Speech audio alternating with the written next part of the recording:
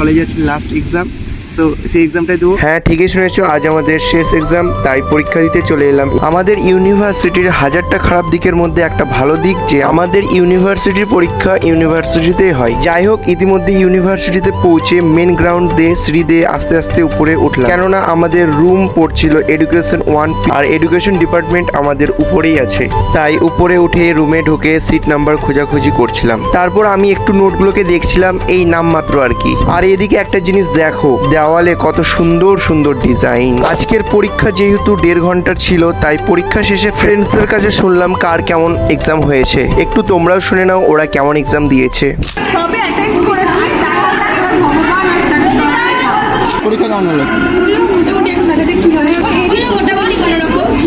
পরীক্ষা তো ভালোই দিয়েছে, খালি নাটক করে। যাই হোক, এইসব চলে, কমন ব্যাপার। তারপর বেশি কারো কাছে আর শুনতে পারলাম না কেমন এক্সাম হয়েছে কেমন কি, কেননা আমার কিছু কাজ ছিল, সেই জন্য সেখান থেকে চলে আসতে হয়। তাই ধীরে ধীরে নিচে নেমে আসলাম এবং ইউনিভার্সিটিকে বাই বাই করলাম ফর 3rd সেমিস্টার। এরপরে 4th সেমিস্টারে দেখা হচ্ছে ইউনিভার্সিটিতে। তো 3rd সেমিস্টার এক্সাম শেষ আজকেই। তো ব্লগটা এখানে ইন্ড করছি, দেখা হচ্ছে নেক্সট ব্লগে। Bye bye, tata.